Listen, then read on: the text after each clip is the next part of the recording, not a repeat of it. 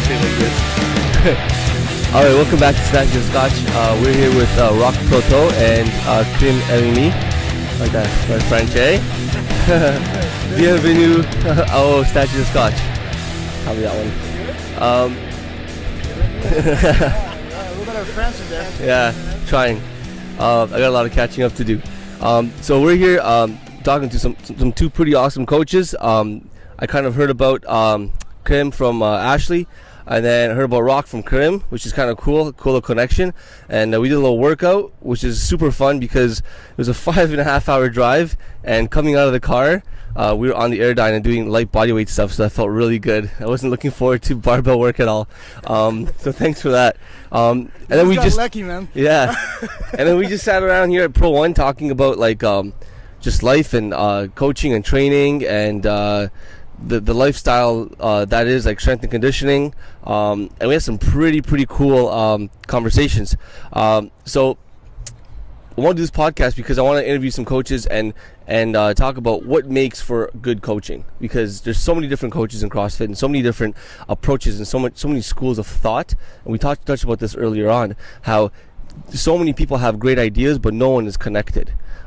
So that's why we're here, and we're gonna learn what it takes to be a good coach. It's more than just writing down a program.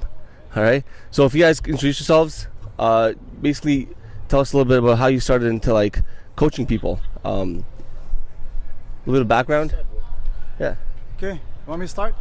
Okay, so I'm Rock Proto, and started to coach. I was 14 years old. Did a lot of martial arts, and that's where I started my coaching. So I did martial art all the way to 23, 1 to 3 times a day, super intense, sometimes 7 days a week, which was not a good thing. But anyway, that's what my coach was telling me to do back then.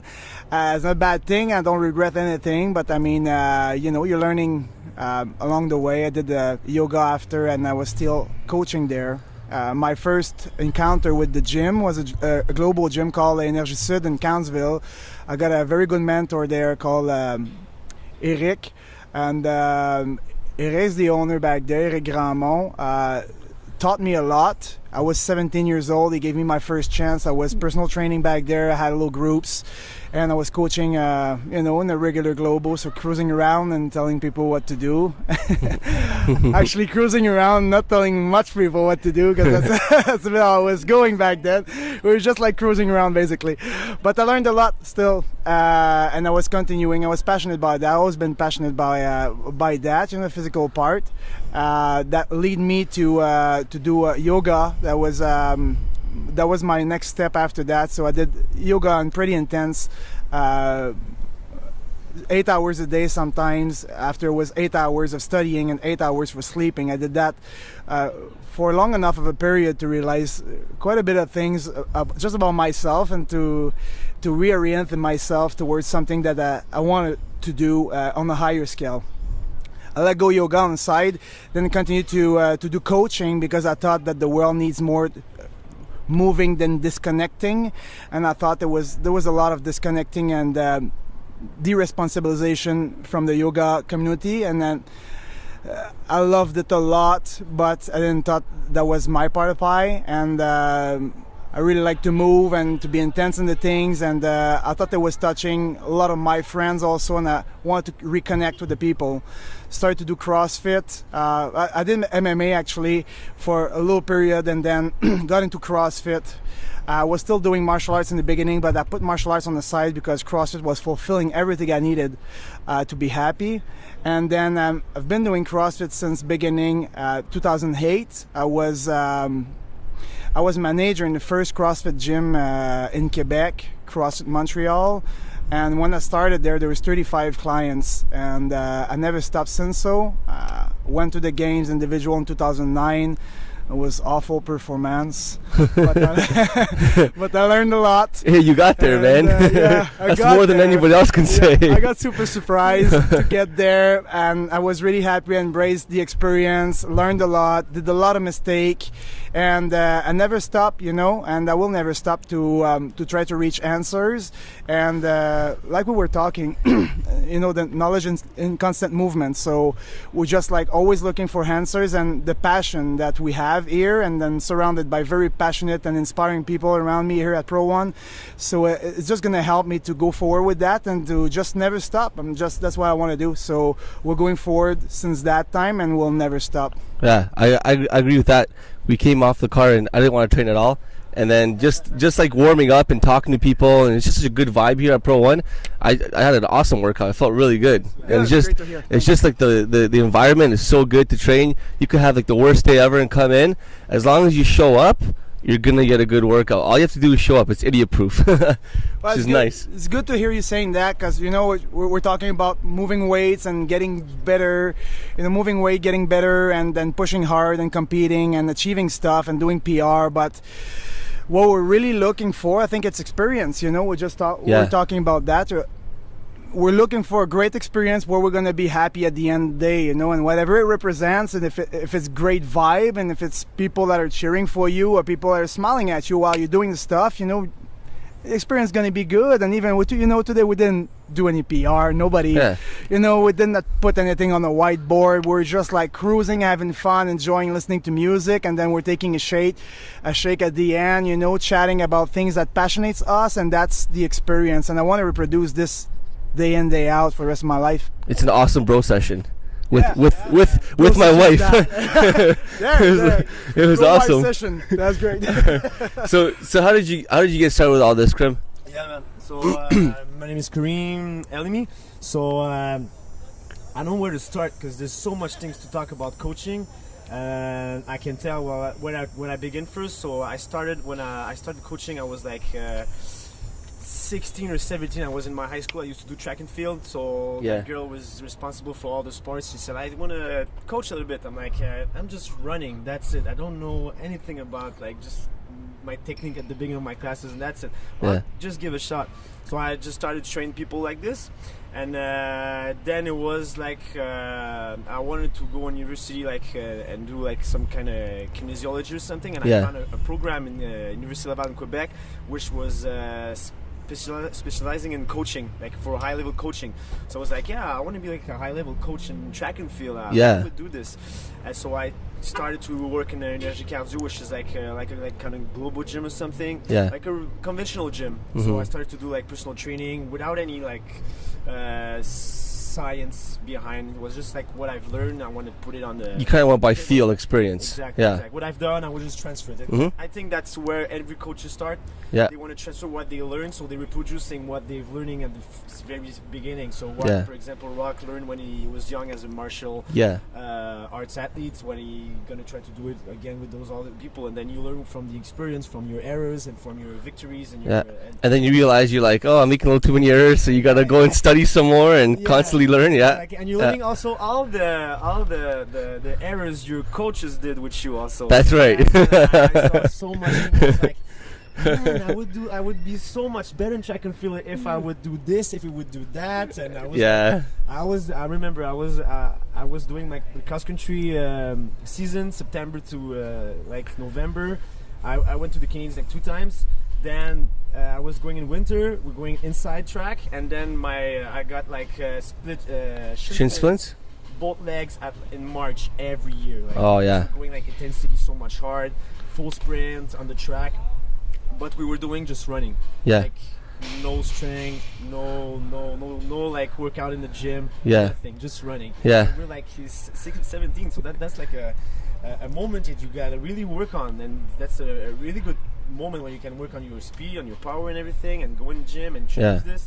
So that's it. So I started like this, and then I went to university. I did my bachelor degrees in kind of sports science, but more specialized in strength conditioning. So people there could specialize in coaching in their sports. So I have swimming coaches, football coaches, and everything. And I'm I don't want to specialize in one sport. I want to specialize in a couple of sports.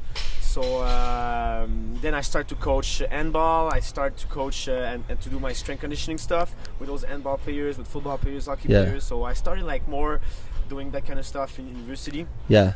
Then I went to do my master degrees, which was on the NCCP program.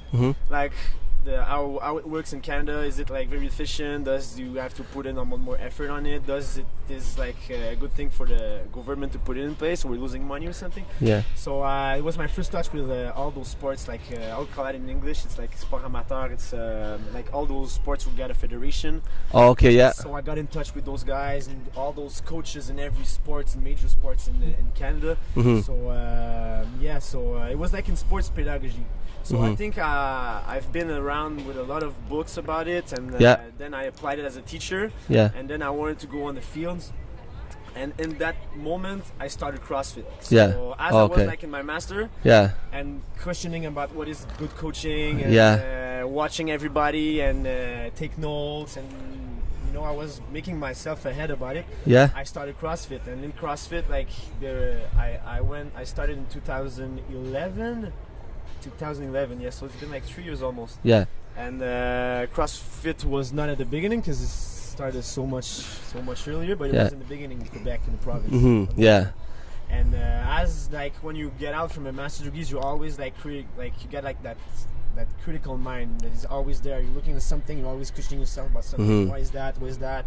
And you're reaching answers. You know exactly what Rock is saying. Like you're always like searching for answers in your life. And it was the exact same thing. So I was like, man, there's so much things you have to do in CrossFit. And what is how the hell do you get good at everything? There's so much work to do. And I was watching it from a perspective that I can see what is happening in other sports. And it was like, man, we have so much things we can introduce in CrossFit. Yeah. In CrossFit, like not seeing it, but it's happening. And in CrossFit, each time there's something that new is happening, people are like, oh my god, this is like crazy. Well, it's happening already there. We just have to transfer it, you know? Yeah. So I was looking at it with that perspective that there's something happening here that you have to transfer in CrossFit, and CrossFit is so young, but it's so getting big fast. Yeah. And there's so much work we can put on. And I think we got the tools that we can put on something more in CrossFit. We just have to put, like he said, like our hands together and work as a team and as a community to do something there. So that's my little experience in coaching CrossFit in like 5 minutes. But honestly, basically what I got out of that is that you two guys grew up loving to move, and then you both became coaches, and you found yourself over a long period of time. It was a journey where you created your own idea of what coaching is and what you want to accomplish, and now that you have a mind frame set of who you are as a coach, you're ready to go ahead and do what you want. You do need to do. That's what you guys do in Pro 1, right? So, and then you also talked about you guys want to develop this coaching so that it's not that only Rocky and Kareem are the only ones who are like the best coaches in the world. They want to develop everything they can and put their minds to use so that they can create other coaches that are good, right? So, tell us about that system you guys are talking about, because these guys have 5 or 6, sometimes maybe 7 whiteboards so these guys program 6 or 7 different programs a day. 5 plus Olympic lifting, right? So 6. Okay. Yeah. Okay. So you know what? It was not resonated well in my head to have 50, 60 years old people walk in my facility, and I really love everybody that comes in my facility. I can see what's good in them, and if there is a light in their eyes and they want to move forward and to get better and to get in shape, I want to give them what they need to do, something that is a little bit more close to what they need to achieve in order not to injure themselves and to reach the potential they could do with what they got right now. So unfortunately, I didn't thought that putting everybody on the same class and doing the same thing was going to help everybody as much as I could. And I thought that maybe there was something else we could do. First of all, in order to give a precise prescription to somebody, we need to evaluate where they are. And it's hard to evaluate for some people sometimes because there's so many things to evaluate, So we're focusing on 4 main locks of the system: the shoulders, the core, the hips, and the ankle. And then we evaluate those things. If they're flexible enough and stable enough, then we're prescribing one of the 5 boards regarding the goal of the individual and what we evaluate first. So if the person doesn't have stable and open shoulders, I'm not going to make him press over their head, and there's a training for that. If you make a person press over their head with a lack of stability, it's going to injure them, predispose them from injury actually, and it's not going to help them moving forward. And the real desire of helping them moving forward is in every single one of my trainer here, and I want to create something that could help us to achieve this. So it's not stick in the concrete and that moves a lot, and the knowledge is behind this, but there is a certain pattern where the people are tested, and then there's a recommendation of the 5 boards. Now the 5 boards got different movement, so we're not using all the movement. There's some movement that are more dangerous than the others. They're definitely not used when I'm training at 60 years old, and I'm using different movement also when I'm training an athlete that is going for football. But it's nothing like personal training. It's not individualized. Individualized training is done by Karim and myself here, and we're getting way more thorough in that. And when we're assisting the people and we're prescribing for their specific weaknesses and priorities and stuff like that. But right now what we're doing is to get, in my humble opinion, 5 times more precise in the prescription we're giving here, to reduce the risk of injuries, and it's happening. And we also help them to optimize their potential where they are. So not everybody's got the same potential. Everybody knows that. And not everybody needs to move the same way to get in shape.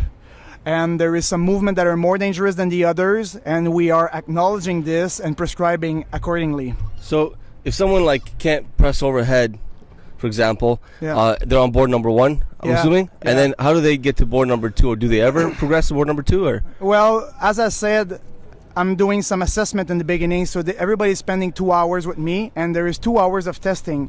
And at the end of those 2 hours, they got a specific prescription for their weakest link. So obviously the weakest link, if they want to move forward with CrossFit or functional movement, would be to open their shoulder and to regain that specific mobility there. So they're gonna have everybody, don't get me wrong, everybody's doing some mobility and activation before starting any classes here. There's a 20-minute where everybody's doing this. That's preparing, that's our warm-up. So I saw that. So yes. do you guys have like pictures on the wall? Yeah. Those change every day? Yes, well, they're changing not every day, but they're changing on a regular base, and they are adapted to what we're doing in the trainings. Okay. It's hard to adapt for 5 boards. In the beginning, we tried to put like a different mobility for 5 boards. It was chaos. So we got back to one, which is a little bit more specific than a regular CrossFit gym, I would say. But still, there is a main mobility activation, and if we need to mobilize or activate different muscle in order to reduce the risk of injury and optimize the training of the specific person on board number 1, for example, where there's another specific mobilization and specific activation that will be prescribed. So for example, there is 5 movement of mobility, 5 movement of activation, and then on board number 1 you're doing press overhead, and let's say you're going to do 2 more exercises to activate and open your shoulder there. So that's a little bit how it goes. Now, to answer your question, for a person that would have like problem with their shoulders, well, prescribe at the end of the 2 session of evaluation a little specific prescriptions. Like most of the time it's 2 or 3 priority movement that will help him to work on his weakest link. It's not perfect, but it's just gonna avoid them and creating a little bit more balance toward that athlete and avoid them to injure themselves off the bat. Yeah, and that's like homework they can do at home as well, right? Well, we're prescribing it as mobility activation stuff. So they're coming in 5 minutes earlier, and there's no beginning of end of classes here. There is time under supervision. That's different, but it's allowing everybody to do what they need to do in order to reduce the risk of injury and interesting. That's cool. Optimize. So I'm repeating this all the time, but that's really the goal. So how many people do you guys have in a class usually? Like, it goes up. This morning I got like 10 people. Yeah. Then that was like that was a huge class. Like 10 people. It's moving. You know, when it's beginning of the classes, I'm showing what everybody on their boat's gonna do. Yeah. And as it is moving, it's not everybody who's at the same pace, and everybody who have the same level of coordination, and different kind of pathologies. So some people are more in the mobility, some people don't have like so much time to put on, because not everything is cool, but you know they don't have the same problem as everybody. Yeah. So it would be like 10 around this. Yeah. I gotta follow that. That's cool. During the evenings I can go like around that. 8 to 10 or something. So this is not like one of those CrossFit gyms that puts in 20 people on one side and 20 people on the other side and says go. Yeah. That's cool though. I like that. We know people a lot. Everybody's coming in the morning. I know, like, I know it's all my friends, you know. They are my friends now, so I know where they are. I'm gonna talk to them about like what they're having like during their week, how many days you work out this week. Take off tomorrow. I know the programming, so tomorrow take off. Maybe come Thursday you're gonna work on that skill that you have some difficulty on. So we're managing a lot. We're individualizing a lot of approach. That's very cool. I like that a lot. Yeah, Karim is the morning coach, so he knows the morning people. So he knows them way better than me. You know, I evaluate the people, give them the prescription. Then Karim knows all the prescription I'm giving, so he knows all their problems. So when they're coming in, it's Karim, and I totally trust Karim 100%. You know, he's got so much passion, and that's why he's there, and I'm so happy to work with him. You know, he's taking care of the people, so people love him. That's the first thing, and they trust him, and he's coaching them all the time. So when they're coming at the gym, they expect to have the same experience, and they know they're going to be well taken care of by a knowledgeable teacher that knows what he's doing. You know, and he's been dedicating his life to this, and he's always going to do that. So he's not just doing this because he's covering like 1 or 2 classes and stuff like that. He's dedicated, so he's doing all the mornings, I'm doing all the nights. There's tons of athletes, and at the lunch, you know, I'm always there. Karim is always there. We're training, you know, in between the lunch and stuff. So most of the time at the lunch there's 4 teachers on the floor and stuff like that, so cool. It's not a problem neither there. That's awesome. You guys are so lucky to have each other. No, we are. Seriously, you guys don't know. I can do anything alone, and that's it's tough. Really important. That like when I said like, okay, I'm gonna let my job on the side. I got like that stability there, teaching. That's good already. But after 2 years, I was like, I don't really didn't fulfill your passion. Exactly. Well, you know what? I was reaching a point. Well, after 2 years, I reached the top, and I'm like, nobody's gonna help me to be a better teacher here, because everybody, like when you teach in university or college, it's going so fast. You're like a firefighter, man. It's always burning everywhere, and go. So you don't have anybody who come to like evaluate you, what you can do more, and I'm not like actualizing my knowledge. So when I'm like not worth it, so I want to go back to basics and go on the fields. And when I met Rock, I knew like that guy will help me a lot to increase, to help me and know so much more in what I'm doing. Since I'm like, I used to teach, so I know a lot of things, but I didn't know like a lot of things. So I learned from here. I learned a lot from other people around me also. So I can tell like that. You learn it a lot in that coach education stuff. It's like not the community, but there's a term specific for that. It's like all the relationship you establish with the other coaching. It's like your higher you're more recognized circle of knowledge that you can share. And you have to share, like you talk to me like about those guys you meet like 1 time per month. That would be like your little circle of like a little mastermind, mastermind. You get together and It's cool that you notice. It's like we got it every single day. It's amazing. My programming, I'm like coaching Ashley, for example. I'm like questioning myself about something about injuries. I'm always confirming with him. I'm like, Rock, what you do this? What would you do for that? And like 100%, I'm always learning something new. Always confirming what I'm thinking about, and that knowledge and that connection we have. It's so strong that sometimes I'm like, is he programming something? I'm like, dude, I program exact same thing, man. That's sick. Sometimes every week. That's cool. That's amazing. And that's the same thing on my side. I mean, I got in order to have a relation, I'm positive about the fact that you need to have admiration for the other person, you know, and I got admiration for all my teachers for one thing or the other. You know, when I got a hard time, I'm calling Karim. I always ask him for advice, because I know he's a smart guy. I know he's not gonna backstab me. I know he's there for me and he loves me. And you know, it's just we're exchanging a lot on this. I trust his judgment. And sometimes when you get fired about stuff, you it's happening very often. I'm writing thing on the emotion, then I'm sending it to Karim. Karim is like, not the last paragraph, and things like that. So I'm stronger because of him. Because I know he's not gonna let me fall, and everybody's got like weak points sometimes. Everybody's working a little bit harder and getting away from balance, and then when you're surrounding yourself with people that you love, you share, and then you train together, they become a family, yes, and then nobody's ever gonna let me down. I'm sure I'm positive I'm stronger because of that. Yeah. I guess we gotta first answer to the first question was like, what is good coaching? Yeah. The first thing would be like to have a good community of good coaching around you to help you raise your level of coaching also. Yeah. So just don't coach and just do it, but you have to have like a moment in your month or in a week or in a day where you can exchange ideas and I agree with that, because like it's like I'm dehydrated. Being like alone, it's hard. So that's why having like meetings and stuff like that goes a long way. It's and just shooting ideas, like one of the guys we meet up with, he started a similar system. He's a chiropractor who took over a gym, and he started I think a 2 or 3 tier system where he does assessments, and they're on 2 or 3 different boards. And it's a very smaller gym too, but yeah, like all these ideas, like if you have people around you, then you're gonna be successful. So what is good coaching? What I gotten from it is like, yeah, you have to have some background in strength and conditioning, and education is really important, but like we were talking about this earlier, you learn a lot of it in the field, a lot of it. And even when you're in the field, you second guess yourself as a coach all the time. I know I do. Hope no one's listening to this at my gym. But I'll write a program, and I'll write like a 1, 2, or 3 week program out, and I'll just kind of get the flow, and I look at it, I'm like, I don't know if this is good enough. I don't know. And I rewrite it 3 times, and I'm like, I don't know if this is, I have no one to kind of double check me. But yeah, you're always gonna second guess yourself. So having a good community of coaches around you and learning on the job is key. Yeah, and we were talking about this earlier, being a lifelong learner.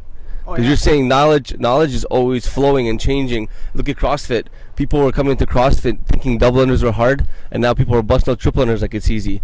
Like my brother learned triple unders in a day, and he does like workouts for triple unders. It's crazy, right? It's that open-minded state, I think. Yeah. You just said it. Because I remember like first classes I got like in the strength conditioning, the guy was like, it always get in my head, it's like, if your doors are closed, just go out of the classes because you're never gonna learn. So you have to open your mind and just be in constant reflection of what you're seeing beside you, Yeah. And I can see some people like they think like, okay, I'm gonna teach like this. I'm never gonna change the way I'm gonna teach it, and it's the right. This is the right way. .com, Yeah. There's like 100 ways to teach. They put a lot of great free information.com, like CrossFit.com, but I've come across a lot of other sources that were just phenomenal. Like we talked about, like Eric Cressy, for example, and his prehab, and like putting that to use with like shoulders and athletes. Because let's face it, big guys like me, first thing he said to me is like, any injuries? I'm like, no, I'm pretty good right now. And he goes, well, you're a really big guy. I'm surprised your shoulder's not broken. And sure enough, I did have tendonitis in my shoulder, but yeah. Actually, the thing that clicked into my mind, I was never planning on coming to Montreal. It's as far as hell. But the reason I wanted to come and talk to you guys is because I interviewed Ashley, and we worked out together. We did her workout, so it was your program. And I was looking at like how long it took her to start working out and all she was doing and her injuries and stuff. And I was like, yo, this coach is sick, because like I've never seen coaches put this much emphasis on prehab, right? Yeah. And her problem has always been that she's been injured over and over and over and over again. And my whole thing is I want to be able to work out for the rest of my life, and I want to get people to be able to work out and have them work out for a very long period of time. And that's the key. If you can work on prehab, and this is another great system you guys are working on putting into place, the various boards, it's phenomenal. I love it. Yeah, you need to include thanks a lot. I think we need to start to include as a community that as a community that's got a responsibility to help the people. I think right now is the time to include a little bit of maintenance on every single time that you want to train somebody. You gotta think about next day what's gonna happen, or you gotta think about what happened yesterday. You know, we're going at very high intensity all the time for most of us. I would damp it down to adequate intensity. So you guys can like make it reflect the way you want, but I mean, it's not always good to go at 100%. And then for ages, in all the professional sports, it's not been 100% testing every day. So just be careful what you're doing on that thing. And then when you're going hard, the very next day before hitting it hard again, just assess yourself with some mobility and potentially reactivate those tired and shut muscle. You know, when you're going at high intensity, there's some weaker muscle than others that are working, and then the weakest muscle are gonna shut down when you push them too hard, and then some other muscle will take over. That's what we call compensation. And then that situation is not good for the next day because it's still shot the next day when you start your other training. If you accumulate this for a longer period of time, it's predisposition for injury. So if every single day you're starting your day by assessing your body, doing some mobility and reactivate those shut down muscle, well, there we are, we got it. You know, I think that's money right there. You just predispose yourself for less injury and a better training every day. Yeah, we keep on saying, listen. My big philosophy is telling my athletes, they're like, what should I do? I'm like, listen to your body, right? But I've learned that over time, unless they've been training for a while, they don't know what the hell their body's saying to them, because most people don't understand their body. They don't understand. I got a coach coaching me now, and I've learned a lot from him. And I started doing a lot, like you're saying, let's work at 80% this week. Let's work at 85% this workout. Okay, let's go. And they're like, what is 85%? Like really hard? I'm like, well. Like in very good athletes, like the best. They can maintain. Like the best I saw, they don't even know what I'm like when you're benting, what muscles is working. They're like, I don't know. I'm just they're just doing well. Because as coaches, we're very aware. Like my wife is right behind the camera. We'll be going out, and we'll see like a really sexy looking girl, and I'll look at her legs, and my wife is right beside me, and she like looks at me. I'm like, do you see her ankle? How it's like inverting so bad, no stability, and I constantly. So I constantly like for something else. No. So like I'm constantly looking at people moving, and I love like assessing people moving and like thinking about what's wrong with this person. Why do they walk like a duck? Why is their knee bow-legged? Like what's happening with people? So we think that way. Like up here, we're a little bit different. Like we're weird. You know what I mean? That's how we think about when we wake up in the bed in the morning. When we go to bed at night. Thinking about my programming. But people, when they don't know their body, they don't know how to. So how do we educate people to understand themselves better? Because at the end of the day, we can tell them work at 85% and have a really good program, but if they don't listen to their body because they don't understand how to listen to their body, how do we educate? How do you guys educate people to listen to their body? I think if we go with like the general population, there's an approach to have, and with the high level athletes, there's another one to have. I think when you coach for high level athletes, depending on the approach you have with them, some people will put a lot of emphasis on their well-being. How do you feel? Rock is putting a major emphasis on it. Like, how do you feel today? What is your level of energy? Depending on that, how are you gonna go? Yeah, this guy goes as deep as hormones. That's it. Exactly. Yeah. So he knows I works on that side, and so that's one thing that I learned a lot from him. It's like you gotta take the individual as he is, and you can like just put any workouts you want, and boom, it's gonna be different for everybody depending on how they feels and the energy level they have. And with my athletes, I'm always like this. I'm like, what is the period you have? Are you working out a lot? Or are you training a lot? And depending on that level here, my programming gonna be in consequence with that. So I guess like with these guys, you just have to put it on the table and talk about that. And when you talk about like that level of consciousness of the body, I think just introducing like certain exercise will help them to understand. Like the activations, exactly. Let's talk about like all those activation exercises. So when we talk about activation exercise, it's like when we want to talk about like going to activate that specific muscles, right? Yeah. So if I do, I don't know, whatever exercise, a lunge, and during my lunge, I want to contract my left cheek, my left butt cheek. Can you do this? If you can, but there's other exercise you can do to there's like a level you can reach to get that major activation. So that major activation would be when I squat, I can feel my glutes, for example. If you don't feel it, but I'm gonna go on the exercise level that's gonna help you to recruit that boost. So I can apply that with like general population, which I would go like in a level 1, 2, 3, and as they going there, they're gonna go on another level. And I go with the high level athletes, which actually they're always a little bit more advanced, so I can have it like a frame that I can play with. That can help us a lot to see where they are first and where I can get them. Nice. And as they're gonna get more consciousness of their body, they're gonna move well, they're gonna move better, they're gonna get stronger also. Yeah. And I remember there's that girl who came here, and I always like she's like one of the first year, and when she was moving like 4 months ago, I was like, man, she's moving like just you rock. She's like, it's like you and a girl's moving, man. And that girl came like 4 months ago. She's like almost like. She was like she's super flexible. She's hyper flexible. Hypermobile, hypermobile, and she's been doing mobility all her life. You know? But that's not the right prescription for her. So we got mobility and activation. So she needs stability. Everyone forgets about that part. So the stability is very important. So is she gonna do some mobility? Yes, for 5 seconds on each side, only to assess. And after she's doing double activation, and we are acknowledging those things. If you're hypermobile, you're not gonna do more flexibility. You need some stability. Yeah, like when you tell a girl to like press a weight overhead and their elbows go like this, there you go, and they pop out the other way. We're like, oh, okay, don't just stop. What is funny is that girl came like after like 6 months of like working on like those first boards and building foundations and activating those muscles. She went out to us and she was like, hey, laughing like surprisingly, I felt my butt. That's great. Nice. 6 months, dude. Yeah. It takes a lot. It took me like for months, and then when I move, every time I can feel the good muscles working now. I'm more stable, I'm more stronger. So you see there's like that template we're using, and we're gonna put it depending on where you are at, so we can apply it like with high level athletes, we can apply with general population. It's accessible for everybody. Do you find a lot of like push against doing that? Like, do you find that like clients will come in and be like, no, I don't want to do this, I just want to go and get a good workout in and like forget this stuff? Like, do you know what I mean? Like when people come in and they want to be a member, do you find that you lose clients because you're doing a better job? Or no, not really, because we're offering something unique, special, and it's not for everybody. There's the people that we're losing are people that want to do group classes. Then I'm explaining to them why we're not doing this, and it's rare. I would say we got probably a 90-95% retention rate.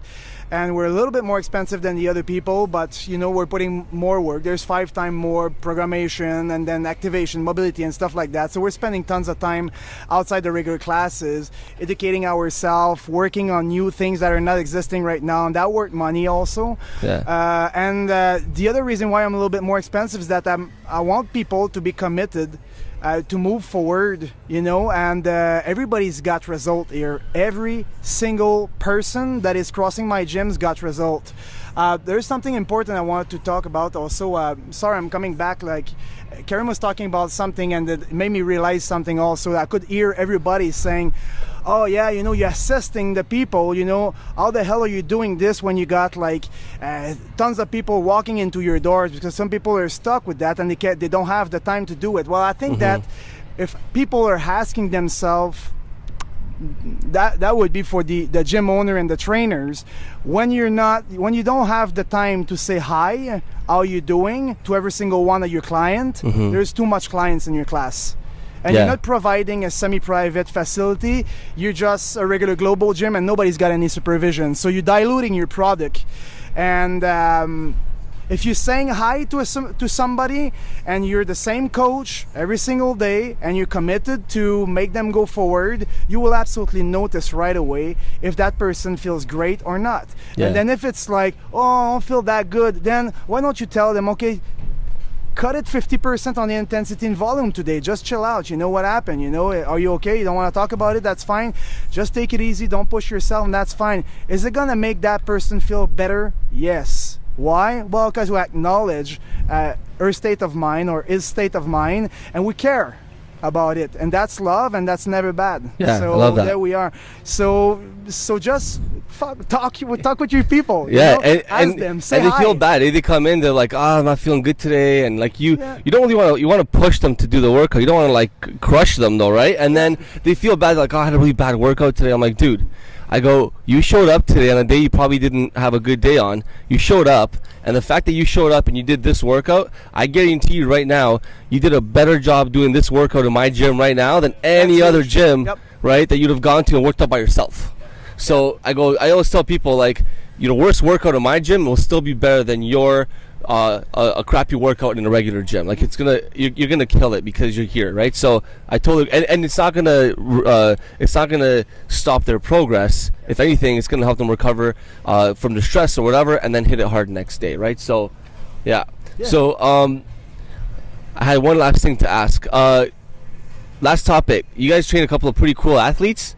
How did you get to that? How do you do correspondence training, or like how did you start that? Get to that. That is a cool question.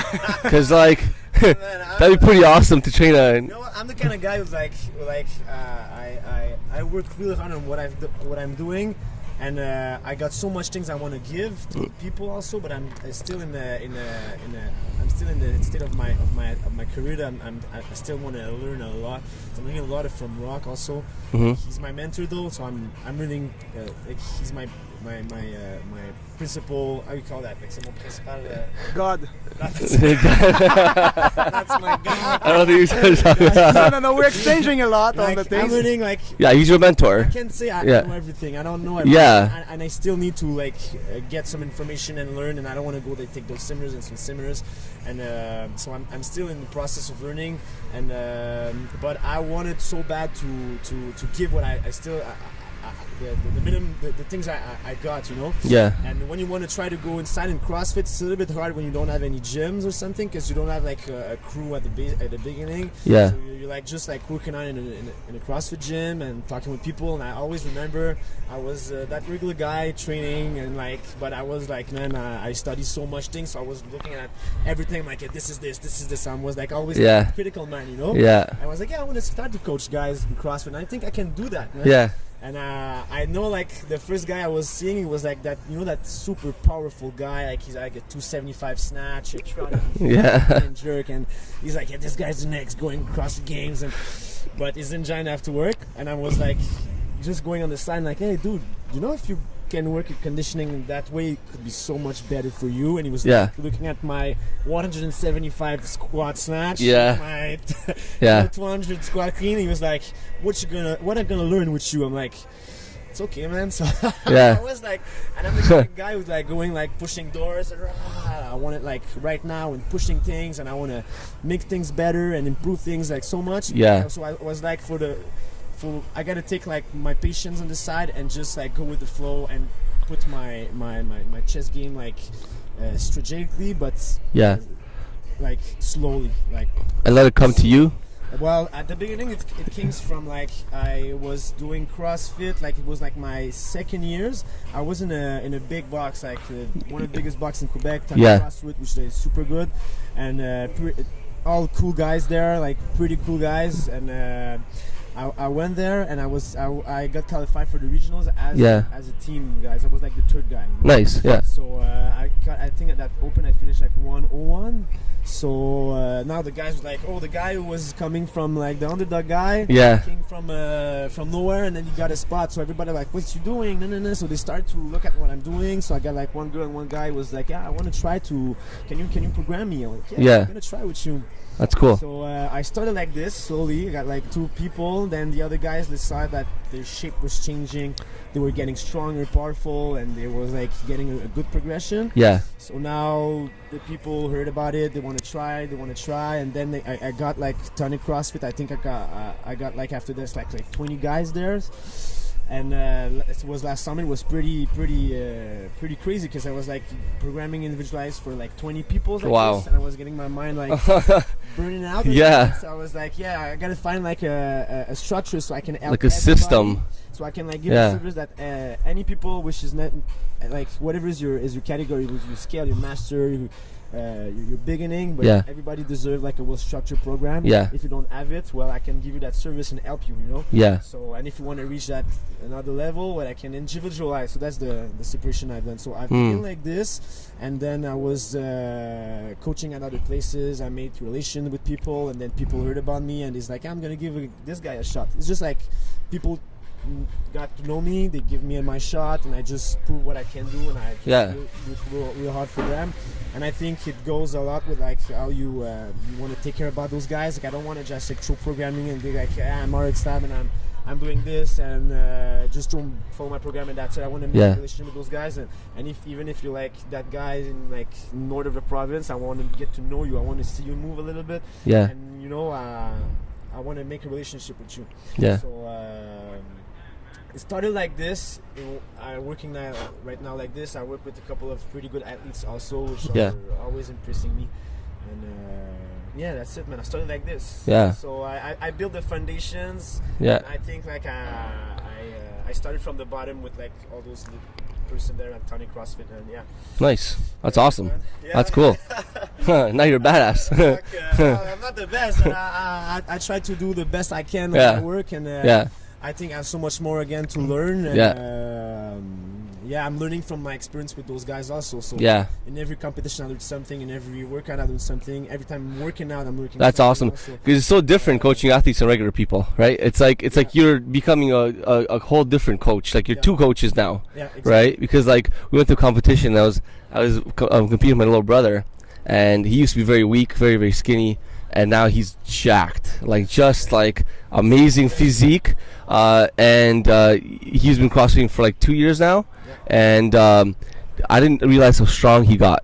So we were doing a deadlift ladder. I was trying to do more work, and I was okay. Just take it easy. Let's relax. Let's rest, and get more points later on. And we took way too much rest. terrible advice from me. Cost us the whole competition really, because we went from second to like 7, and then so we totally messed up like big. And then we did okay at the end, but like just understanding like how to work with higher level athletes as opposed to regular people. I was treating him more like a regular person, and he turned into a complete badass. Like my little brother's like getting really really good now. He works really hard too, and he doesn't work at my gym. He lives in Toronto. He lives like an hour away, so we don't work together. I don't know him as an athlete. So yeah, it's very true. Like just working with people who are higher and lower is just different. So different. Yeah. Yeah. You started, man. What I think is very interesting what you're saying about being a different coach for a different kind of athlete. I think it's different for every single person actually, and you got to know what kind of question to ask. And once you know what kind of question to ask, you got to know what to prescribe for the answers, you know. And that's where resides the coaching. That's what coaching is. Coaching is you ask question, then you react to what's there, you know. And if you cannot do this, you're not coaching.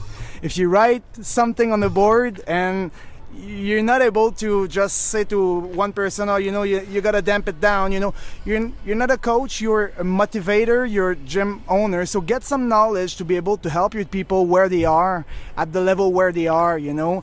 And if you got a gym right now and then you want to move forward and you got the real desire to help those people, well, move. Go, look for answers, hurt yourself, do mistake, but keep going and just go and never stop, you know. And that's super interesting what you were saying, and I like the opposite of the spectrum, you know. So for myself, you know, I can think about the opposite of the spectrum as I'm coaching like Albert Dominique Larouche and Simon Paquette and Charles Felix and, you know, and Emilie Pfeiffer-Badou. That's all people that have a potential or went to the games already, you know. And then for some people, I got them there. Some people, you know, I'm training there to move them around this.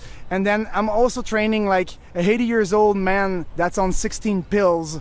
I have to check all his pills and what he can do and to collaborate with the doctor. Well, the man could not do 3 push-ups when he started, and when I left, the last time I trained him when I opened my gym, he could do 25 push-ups straight on the floor. At 80? You know, he's 80 years old, the man. What? That's awesome. Yeah, and I was training the man. Well, he's a powerful businessman with a very, very strong-minded.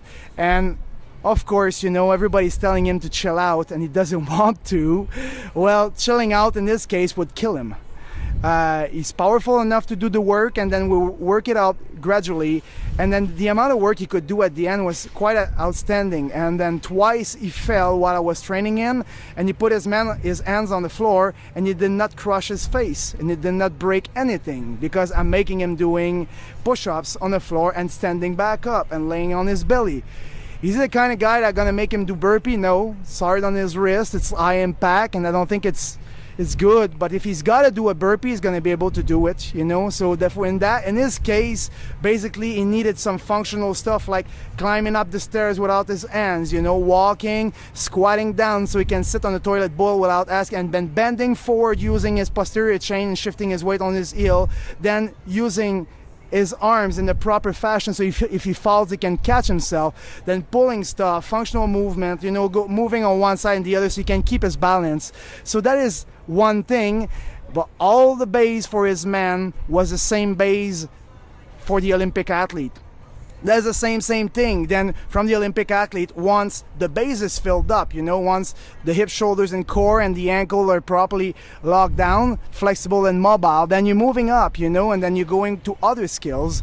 I won't explain everything what we're doing here because we're gonna talk for hours and hours. That would be interesting. I have no problem with this, but we have a short amount of time. But yes, there is steps to build a human being, I believe. And I do not believe that everybody needs the same exercise and the same intensity at the same moment.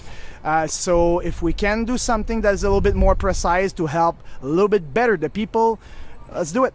Yeah, that's awesome. Wow. It's powerful stuff right there. Yeah. So much free information. You guys are so lucky. That's awesome.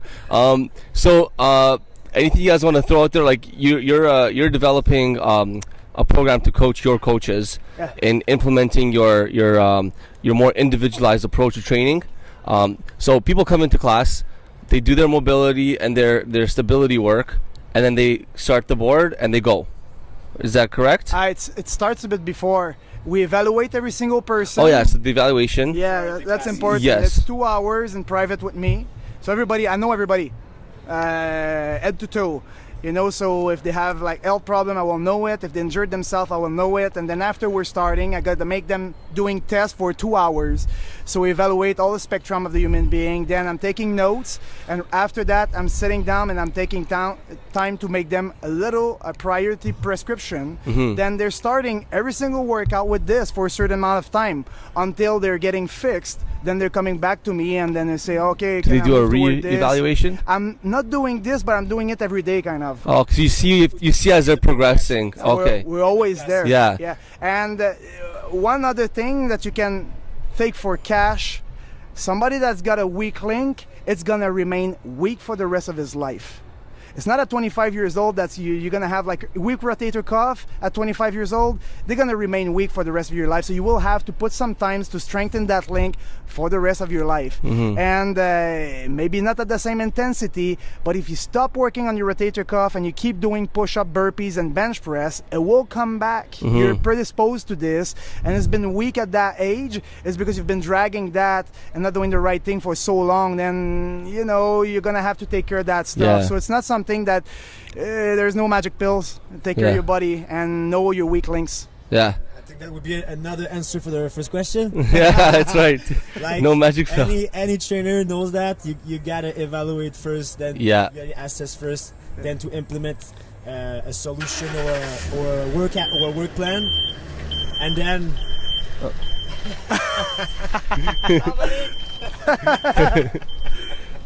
So that's it. And to make a work plan, make it, and then look at what's gonna happen, so you can move that people on the right board for that. So like you guys have like your class. It's a 10-person class, and it's not group training. It's a 10-person class. Everyone is in a different category, and the coach's job is to walk around and ensure safety while they're performing their board. To help them move well, to help them to their movement, and so if there's and then the 5 boards correspond with each other. Is that right? No. No, the 5 boards are different, and the organization is different, and we need to work that way because we're a small gym for the amount of people is there. We're talking about 10 people, but sometimes there's 20 people in the class, and we need to periodize accordingly to if somebody's doing a wall ball, you cannot do sled because they're doing it at the same spot. One day person's going to do wall balls, and the other day the person's going to be But sled. in terms of like energy systems, are they the same, the 5 boards, or is every board individualized completely, like 5 different programs? Well, it's really going to hit the anaerobic stuff on the first one, because they can't even reach that. So wait a second. People come here and pay $150 and they get 5 different options to work out and 2-hour assessment? Not really. No. They're coming here. They get an assessment, and we're strongly recommending one of the board. Yeah. It never happened, not even once, and all the clients we have. Then they say, no, I want to do this, because we respect if the person wants to do CrossFit and they wants to learn how to walk on the hands, Yeah. touch and go snatch. Yeah. Well, if the shoulders are not open enough, I will They're tell not you ready. that's not an option. Mhm. That is not an option. Nice. Okay, and if you're doing it, you will injure yourself. Yeah. And I will explain them why, and I will explain them what we're going to do to rehabilitate the situation and to get them stronger, better, and not injured. That's awesome. And who will not bite to this? Yeah. Like, I mean, you can be as stupid as you can if I'm telling you, you do this, and then everybody's trusting us. I mean, Yeah. we're doing this 12 hours a day, 7 days a week, all the time. Like, I don't know who's gonna walk in here and say, oh, you know what, you don't know your stuff. Okay, so what you're doing in life, while you're doing that stuff, we're training and looking for answer to help you. So that's a bit how it works. So they don't really have much option. There is 5 different board, and yes, once everything is strong, the base is strong, you got many options. Yeah. Yes, you do have 5 No, I was trying to say is like earlier you said you're more expensive than most people. I guess because there's more of a saturation of CrossFit in Montreal. But dude, you're not expensive at all. Like No. in the Toronto area, you'd be very cheap. Yeah. It'd be a very, very cheap option gym. Like I was charging people $150 to work out in my garage at home, Yeah. 300 square feet. So that's an incredible. There's a happy medium to That's do. awesome. Yeah, That's awesome. There's a happy medium to do. We want to offer this, and we're not well known yet. We're getting, after almost a year of being open, Yeah. we realize quite a bit yet, and we're a strong team, so people are talking about us. Well, you guys went to the games this year, right? Yeah, we went to the games. Yeah. So we, He was an athlete also, man. He was in the Yeah. team. That's awesome. Yeah, so we went to the games. We finished 18th in the world. We were the first team in Canada this year, and so the first team in Montreal as well. But this is just for the athlete side. But Yeah. when you can take athletes with strong-minded and hard head, and then you can in 7 months bring them to the World Games. Well, there's a certain acknowledgement that needs to be done. Well, those guys are working a certain way, and it works. Mhm. And when they're coming in here, they understand a little bit more that there is also like teachers and then doctors and lawyers that are training. They're Yeah. not athletes, and they're smiling while they're doing it, and they clap in my hand every single day, and they're not looking for performance. They're happy and they train well. Yeah, I that's don't know awesome. if you saw it also, like the structured based program, which leads you that if you want to start from the bottom, you can start from the very, very, very bottom. Start from the bottom. You can go Yeah. up and go try to reach whatever. And you could make is your the dream, regionals and you can try to maybe. reach the Yeah. highest point of your dream you want, Yeah. And this is the same thing That's in awesome. sports. Like if you want to play soccer, when you can start at high school, play high school, then you can go on each years go up. Then you go up from high school. You can go on the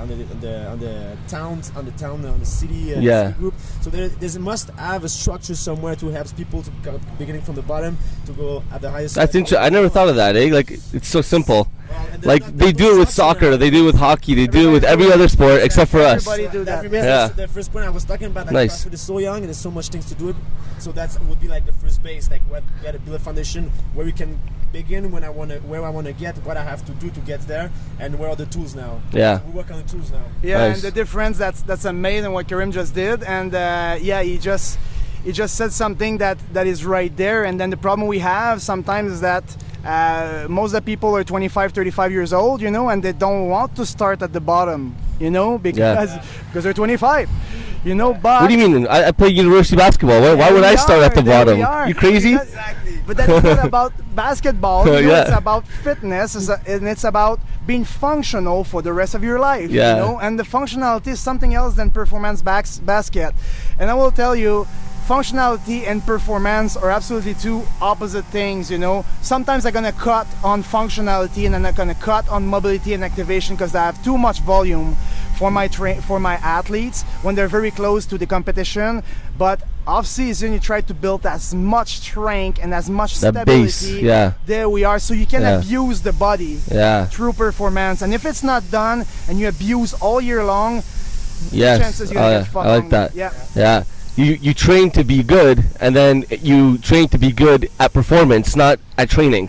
Exactly. You Like, train to, yeah, well, you don't well wanna, done. You know, you don't want to train to be good every day in training. You don't want to win practice. There we are, and that is the precise reason why we have no boards here. There's no score that is kept. Some people have personal sheet if they want to show it to everybody, but nobody's showing anybody's sheets. You know, they have their personal record and they keep track of their personal performance, fighting against themselves every single day. It takes less pressure. It takes pressure off their shoulder, and every single person with a bit of knowledge and consciousness will know that if you want to go forward, you need to take stress off your shoulder. If you stress out your head, you're trying to work out super hard, it's not gonna work. The question here I ask to everybody is, if you're putting some pressure on an athlete every single day, is there any chance that this athlete, when it's gonna be the real time to test, is gonna fail? Is there more chances? And if the percentage is 51%, don't do it. Stop doing the whiteboard. You know, yes, it's exciting and stuff like that, but if it's putting too much pressure on your athlete's shoulders, just take a decision, you know, and then explain why you're taking that decision, or just try it. We tried it. I've been training CrossFit for 7 years now, and then it just worked here. I want to implement the gym here with that kind of stuff, and you know, we're just having fun all the time. You know, there's no pressure. No pressure. We're just training, and people are getting strong. Well, apparently, yes. Yeah, that's awesome. All right. We want to create that community thing super strong here. Yeah. That's what the difference is, and I can tell it was that athlete I have came here like this week. When she came back and she chatted with me, she was like, I was so bad to stay with you guys. It's so nice. Everybody's positive. I need an environment like this, because the environment is a little bit different from here. She wants the support she wants to have, so it's a little bit different for her. And so when she came here, she can train with people who can push herself. That'll help her a lot. And when she have like positive environment with coaches who can like say, yeah, this is good. You can have like a good feedbacks. And specific feedbacks, that helps a lot as an athlete also. Yeah, that's awesome. It's super important to say that in that structure we're developing here, it's not just only toward like developing the high level athletes, it's open for everybody who want to go inside that structure. So if you want to stay, like you said, like if you want to just be in shape and feel good in life and being good in life, well, you have your place here.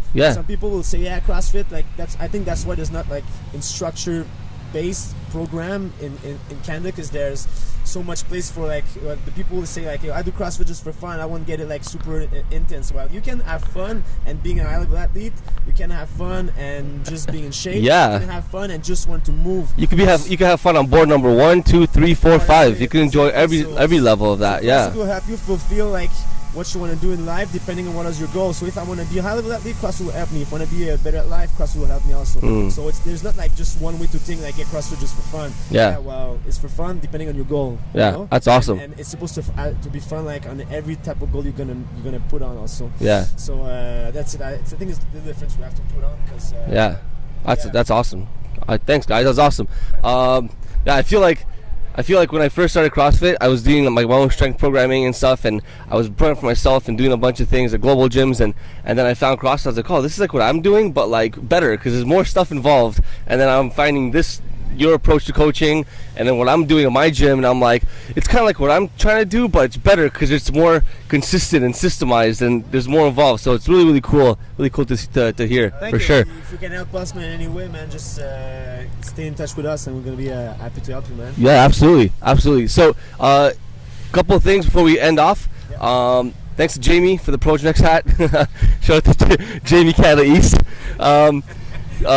If you guys want to plug anything, you guys have RX Labs. That's RX Labs. Yeah, RX Labs, which is like my strength conditioning brand. Okay. I coach with, I train like professional athletes, athletes in their sports. So I don't only train CrossFit guys. I train baseball players, I coach hockey players, football players. Nice. What is nice is I'm gonna see in a couple of months like the first breed of guys I look at what they're doing, and I've put like my CrossFit touch in it, using what they need to do in their sports. So we'll see like the development like really soon of those kind of athletes. Like nice. They're better in their sports or what, you know. So I'm kind of pretty excited about it. Awesome. So I'm working with them, working with CrossFit athletes also. So I'm working with a lot of I got a couple of girls in Canada East who are super good. I've got a couple of guys who are coming from the ground also, man. They're climbing up, building them up. I'm pretty excited to see what they're gonna do this year also. So I got a big bunch of guys training, and Yeah, it's RX Lab. So I got my website. It's rxlabperformance.com. Okay. And well, I'm grounded in the CrossFit Pro One actually. So this is my gym. So I'm training them here. So do you accept athletes, or do they have to like be accepted by you? What you mean, like if an athlete out there wants to like contact RX Labs and say, hey, I want you, do you have to like do you have to vet them before they come into the program? Like, okay, I'm gonna pass you're gonna pass a test or something. I'm gonna make a connection with that person. And yes, can you work with them? See like how it goes. If it's someone with that is in a CrossFit gym that I have a couple of people and I know it's recommended with like the owners I know and I train also. Yeah. I'm giving I'm all my trust in them. So for me, someone I know is going to be a good person. And for the individualized programming right now, like my team is all completed. I can't have like much more time to give, and I want to give, like everybody have their time to everybody. So I don't want to like say okay yes to everybody. And then I'm full for that. But like I said, I got like a group thing. So when I started CrossFit, I was doing like every program you can think about, everything. And I found that those little like it gave me like a month or 2 months, so I can get in the brain of the people who's like programming, so I can learn like their mindset. I'm like, okay, he's working like this, he's working like this. So I was like, this is good, but I think there's something's missing in CrossFit. Is like that. Yes, I can follow like because there's a lot of good programs in CrossFit. I can follow. I don't know what Ben Bergeron is doing. He's super great. Also, I can follow like Outlaw, which is super good. Also, barbell work. It's incredible. But is there a way I can like individualize for a group then? So if you have needs in gymnastic, but there should be like a workout for gymnastic. If your needs is like because you're building your foundation, maybe you can put more emphasis on like those strict pulls and those basic stuff. Yeah, there needs to have a group for them. So like I'm offering that also. So there's kind of little group I have. Okay. So they can jump in. Like foundations, gymnastic needs, strength needs. Barbell work. Okay. That's it. Nice. I got also masters. So like a program for the masters. So don't get much the same volume than the other ones also. Yeah. So they have specific needs for nice. a specific group, so they can jump in it. So that's what I said. My basic approach is that everybody deserves to train well, to have a good training. So that's what I want to give to the community actually. Awesome. So cool. I'm gonna let Brock talk about CrossFit Pro One also. Yeah. So as a strength conditioning coach, because he's coaching also like amazing athletes also. Yeah. But that's it, Karim's doing that thing, outside the gym. I'm doing a little bit the same thing inside the gym. So we have 3 trainings for CrossFit athletes here that are training at the gym, and it's exclusive for athletes at the gym. I'm training right now only 4 people individual outside the gym. And that's enough for me. I'm working on tons of other things. I'm working really hard on big other projects that will unfold hopefully this year, and it's stuff that is asking all my time. And plus I'm coaching here, plus I'm giving also 2 private actually during the day. And it's when you're starting in private with me, it's a commitment, so you need to do it a minimum of 4 times a week. And that is the same thing for my athlete. I have no room for individual athletes, and I have no room for private neither. It's been like that for 3 years, and when one is going out, one is coming in very, very fast. It's a good problem to have. Yeah, it's not a problem. I would love to work as fast as Karim, but I'm not. I'm not as fast on the computer and stuff like that. He's got a very powerful academic background, and he's been writing thesis and stuff like that. And I haven't. And I've been on the field, so I can tell him all my knowledge, so he can just spread it out to tons of people, and I think it's beautiful. And perfect couple. Oh yeah, absolutely. And I love to see it unfold. But when we're at the regional, we're all wearing the same shirt, and we're part of the same family. His athlete, my athlete, all the same family. We're coming from the same background and working toward the same goal. But yes, I'm taking care of the programmation here, and I got over 20 athletes, and I'm separating in 3 groups. There's some people that are learning how to do CrossFit skills.